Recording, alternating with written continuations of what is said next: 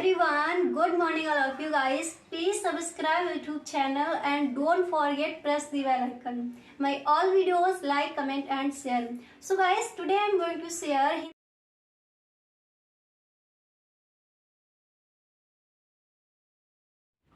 तो गाइस यहाँ पर हम लेकर आए हैं, जैसा कि आपने कहा था कि बायोलॉजी का जो आपका मॉडल पेपर है उसका फुल सॉल्यूशन दे दीजिए। तो यहाँ पर देख लीजिए पूरे पेपर का यहाँ पर आपको फुल सॉल्यूशन मिलने वाला है, एक बार आप देख लीजिए। तो गाइस आप इस वीडियो में एंड तक बने रहें, वीडियो को आपको बिल्कुल भी स्किप नहीं करना है। जो आपके सब्जेक्टिव क्वेश्चन है, ऑब्जेक्टिव क्वेश्चन है, आपको कौन कौन से तैयार करने हैं उन सारे प्रश्नों पर यहाँ पर हम डिस्कस करेंगे। यानी आपका जो पूरा पेपर है उसका फुल सॉल्यूशन मिलेगा और इस पेपर से कई सारे क्वेश्चन आपके बोर्ड एग्जाम में आस्क किए जाएंगे। क्लियर? तो गाइस यहाँ पर देखिए, पहले हम देखेंगे जो आपके बहुविकल्पीय प्रश्न आते हैं वो कौन कौन से इंपॉर्टेंट हैं। तो चलिए पहला प्रश्न देख लीजिए। दिया गया है कि बहुभूरता खोजी गई, ठीक है। तो ऑप्शन यहाँ पर दिए गए हैं। देखिए सेकंड ऑप्शन है कि महेश्वरी द्वारा एंड थर्ड ऑप्शन है कि बिकलर द्वारा। इसी तरह से यहाँ पर 4 नंबर पर ऑप्शन है कि कूपर द्वारा एंड यहाँ पर जो फर्स्ट नंबर पर आपका ऑप्शन दिया गया है ल्यूवेनहॉक द्वारा। तो बहुभ्रूणता खोजी गई किसके द्वारा, हम सबको पता है, ये क्वेश्चन कई बार हम पढ़ भी चुके हैं। तो यहाँ पर जो आपका फर्स्ट नंबर पर ऑप्शन दिया गया है यही आपका हो जाएगा यहाँ पर राइट ऑप्शन। क्लियर? क्वेश्चन क्या दिया, सॉरी यहाँ पर आपका ऑप्शन क्या दिया गया है, ल्यूवेनहॉक द्वारा। इसी तरह से सेकंड क्वेश्चन यहाँ पर है कि इकोटन है प्रदूषित क्षेत्र या फिर किसी झील का तल। नेक्स्ट ऑप्शन है 2 समुदायों के सम्मिश्रण का स्थल एंड 4 नंबर पर ऑप्शन है एक समुदाय के विकास का क्षेत्र। तो इकोटन है, तो ये क्या है, कौन सा ऑप्शन राइट हो जाएगा। तो हमें पता है जो हमारा यहाँ पर ये तीसरे नंबर पर थर्ड ऑप्शन जो यहाँ पर है कि 2 समुदायों के सम्मिश्रण का स्थल, यही आपका हो जाएगा राइट ऑप्शन। क्लियर?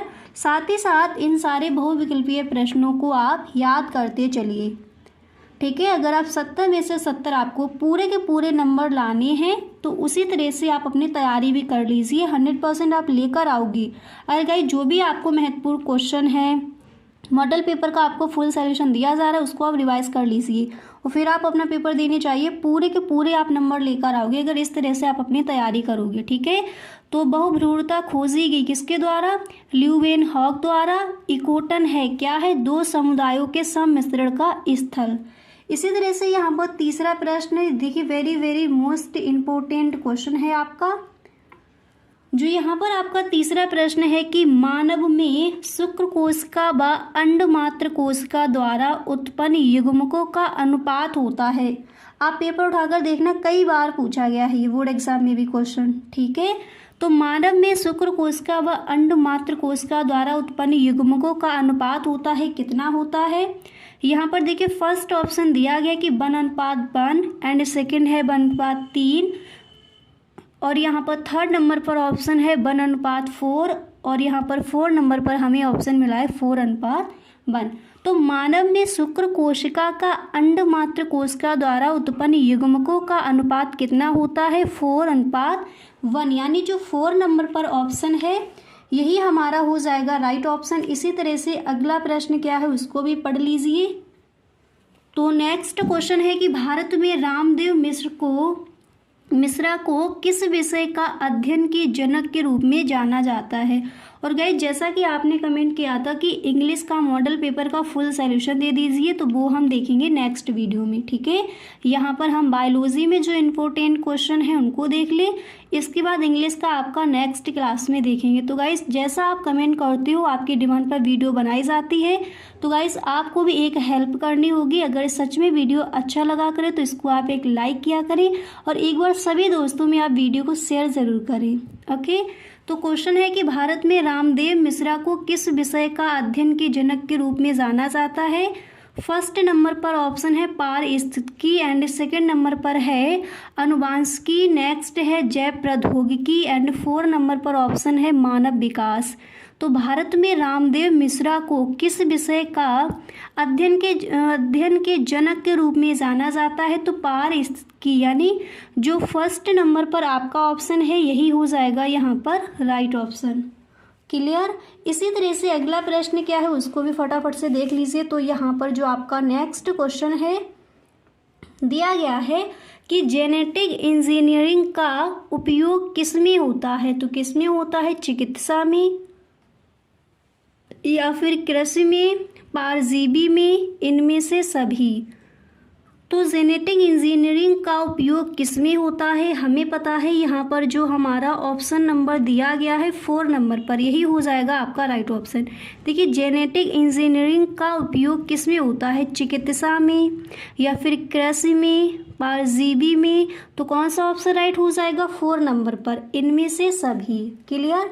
इसी तरह से यहाँ पर अगला प्रश्न भी देख लीजिए। तो क्वेश्चन नंबर 6 यहाँ पर आपका क्या दिया गया है उसको देख लेते हैं। तो जो क्वेश्चन नंबर 6 है दिया गया है कि आरएनए अणु में थायमीन का विस्थापन होता है ग्वानिन द्वारा, यूरेसिल द्वारा, साइटोसिन द्वारा या फिर एडेनिन द्वारा। तो आरएनए में दिया गया यहाँ पर, ठीक है। तो आरएनए अणु में थायमीन का विस्थापन होता है यूरेसिल द्वारा, यानी ऑप्शन नंबर 2 जो आपका यहाँ पर दिया गया है यही हो जाएगा राइट ऑप्शन। इसी तरह से गाइस अगला प्रश्न भी देख लेते हैं। तो यहाँ पर जो आपका नेक्स्ट क्वेश्चन है क्या दिया गया है उसको समझ लीजिए। तो अगला प्रश्न है कि प्रोटीन संश्लेषण के प्रारंभ हेतु प्रारंभिक प्रकूट है, क्या है। यहाँ पर आपके इतने ऑप्शन दिए गए हैं, तो यहाँ पर राइट ऑप्शन कौन सा हो जाएगा, 1st नंबर पर। अब गाइस देखिए अगर आप बायोलॉजी के पेपर में पूरे के पूरे नंबर लाना चाहते हो, एक भी क्वेश्चन आपका ना छूटे, तो ये देखिए है आपका फर्स्ट वीडियो, ठीक है। यहाँ पर हम पूरे मॉडल पेपर का फुल सॉल्यूशन देखेंगे। अब इसी तरह से आपका एक नेक्स्ट वीडियो और बनेगा, उसमें दूसरा जो आपका मॉडल पेपर है उसका भी फुल सॉल्यूशन दिया जाएगा। तो इन दोनों वीडियोज़ को आपको देखना है और गाइस इन सभी प्रश्नों को आपको याद कर लेना है, तभी आप अपना पेपर देने जाएंगे। तो 100% यकीन मानिए एक भी क्वेश्चन वहाँ पर आप छोड़कर नहीं आओगे, ठीक है। तो जो आपका नेक्स्ट वीडियो भी बनने वाला है बायोलॉजी का ही, तो उस वीडियो को भी आप ज़रूर देख लें। इसके बाद जो आपका इंग्लिश है, जो आपने कहा था कि उसके मॉडल पेपर का फुल सॉल्यूशन चाहिए, तो वो हम नेक्स्ट क्लास में देखेंगे। क्लियर। तो 7वां प्रश्न समझ आ गया, फर्स्ट वाला राइट हो जाएगा। इसी तरह से क्वेश्चन नंबर 8 आपका क्या दिया गया है इसको भी पढ़ लेते हैं। तो 8वां प्रश्न यहाँ पर है कि जातियों की उत्पत्ति पुस्तक किसने लिखी। तो किसने लिखी है, मेंटल ने या फिर डिवरीज ने या फिर डार्विन ने या फिर लैमार्क ने। तो क्वेश्चन क्या है कि जातियों की उत्पत्ति पुस्तक किसने लिखी, हमें पता है जो 3rd नंबर पर ऑप्शन है डार्विन, यही आपका हो जाएगा यहाँ पर राइट ऑप्शन। क्लियर। इसी तरह से 9वां क्वेश्चन आपका क्या कहता है उसको देखते हैं। तो यहाँ पर आप देख सकते हो 9वां प्रश्न है कि उत्परिवर्तनवाद दिया था, किसने दिया था, लैमार्क ने या फिर ह्यूगो डिवरीज ने या फिर डार्विन ने या फिर बैलेंस ने। तो उत्परिवर्तनवाद दिया था, हम सबको पता है, इसका जो आपका राइट ऑप्शन है कौन सा हो जाएगा। तो यहाँ पर जो 2nd आपका दिया गया है ह्यूगो डिवरीज ने, यही आपका राइट ऑप्शन है। अब यहाँ पर देखिए जो आपके सब्जेक्टिव क्वेश्चन आते हैं वो कौन कौन से इम्पोर्टेंट हैं उनको देख लेते हैं, ठीक है। तो गाइस वीडियो आप एंड तक देखिए। तो क्वेश्चन हमारा यहाँ पर है कि प्लेसेंटा निर्माण पर संक्षिप्त टिप्पणी, कई बार पूछा गया है, मॉडल पेपर में भी क्वेश्चन रखा है और बोर्ड एग्जाम में भी आपका आस्क किया जा सकता है। क्लियर। तो क्वेश्चन है कि प्लेसेंटा निर्माण पर संक्षिप्त टिप्पणी लिखिए। आप इस तरह से लिख कर आओगी कि अपरा यानी प्लेसेंटा का विकास भ्रूणीय कोरियन तथा गर्भाशय भित्त दोनों से ही होता है, ठीक है। अपरा का विकास भ्रूणीय कोरियन तथा गर्भाशय भित्त दोनों से ही होता है। इसके बाद आप लिखोगे कि भ्रूणीय कोरियन से रसांकों तथा रुधिर वाहिनियों का विकास होता है। अब इसके बाद यहाँ पर नीचे आप लिखोगे, देखिए इसके बाद आपको लिखना है और एक अत्यधिक संवहनीय अंग का निर्माण होता है। यह अंग गर्भाशय तथा भ्रूण से परस्पर जुड़कर भ्रूण को गर्भाशय की दीवार से जोड़ देता है। यह जुड़ाव अपरा यानी प्लेसेंटा कहलाता है, ठीक है, इस तरह से आप इस प्रश्न का आंसर लिख कर आओगे। समझ आ गया कि प्लेसेंटा क्या है, प्लेसेंटा निर्माण पर संक्षिप्त टिप्पणी किस तरह से आप करके आओगे, यहाँ पर आपने देख लिया। अब इसी तरह से अगला प्रश्न क्या है उसको भी पढ़ लेते हैं। तो नेक्स्ट क्वेश्चन आप देख सकते हो कि भ्रूणपोष पर संक्षिप्त टिप्पणी लिखिए। भ्रूणपोष क्या है वो आपको बताना है। तो चलिए देख लेते हैं किस तरह से इसकी टिप्पणी आप वहाँ पर करके आओगे। आपको इस तरह से वहाँ पर लिखना है, आप लिखोगे कि आवृत बीजों में भ्रूणपोष त्रिसंलयन के फलस्वरूप बनता है। आवृत बीजों में भ्रूणपोष त्रिसंलयन के फलस्वरूप बनता है, इसी कारण से त्रिगुणित होता है।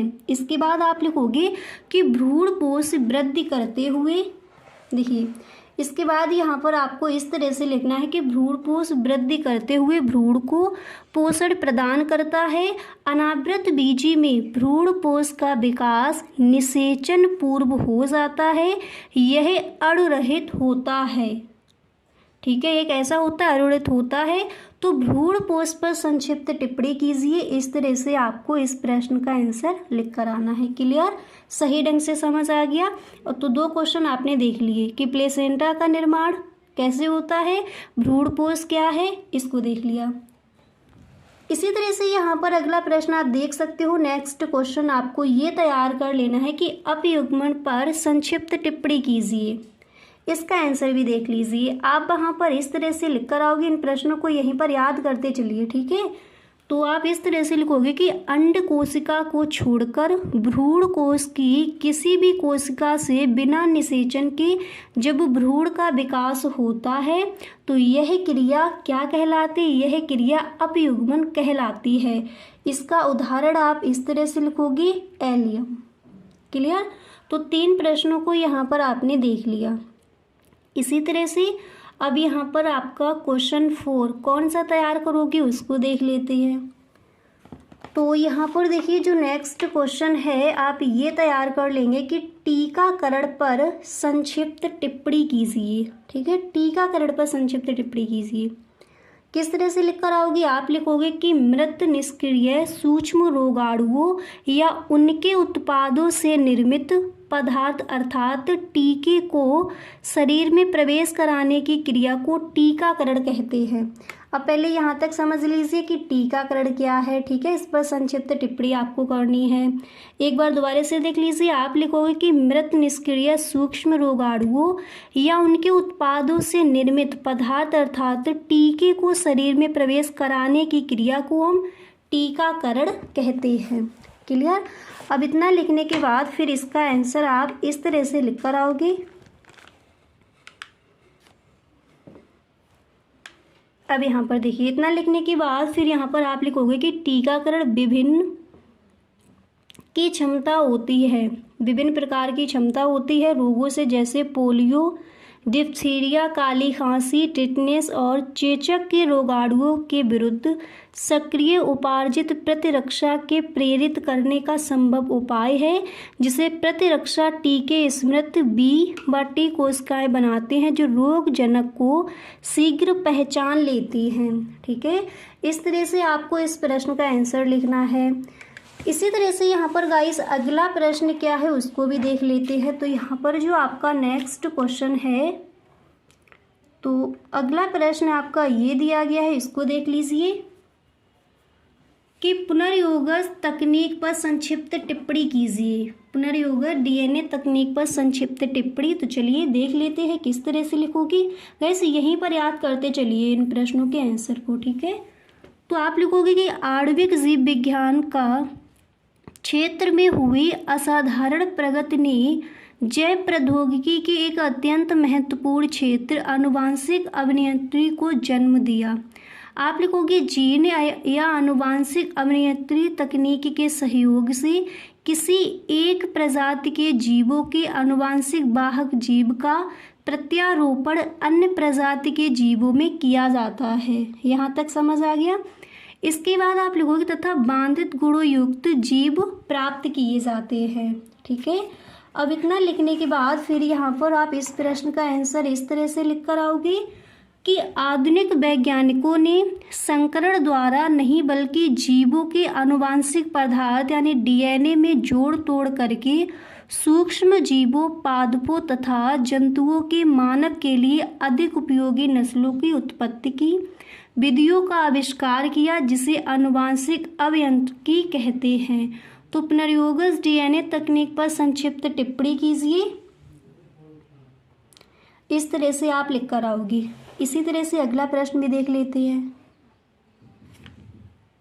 तो नेक्स्ट क्वेश्चन यहाँ पर दिया गया है कि जातियों में प्रतियोगिता का प्रभाव पर संक्षिप्त टिप्पणी कीजिए। जातियों में प्रतियोगिता के प्रभाव पर संक्षिप्त टिप्पणी कीजिए। आप लिखोगे कि स्पर्धा या प्रतियोगिता एक प्रकार की ऋणात्मक अंतःक्रिया है जो एक ही प्रकार के संसाधनों का उपयोग करने वाले दो या अधिक जीवों के मध्य होती है।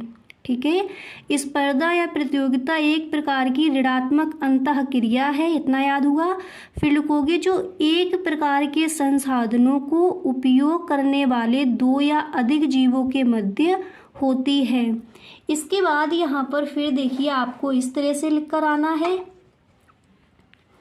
कि इस प्रकार की प्रतियोगिता स्थान, भोजन, ऊर्जा, प्रकाश, खनिज व जल आदि संसाधनों के लिए हो सकती है।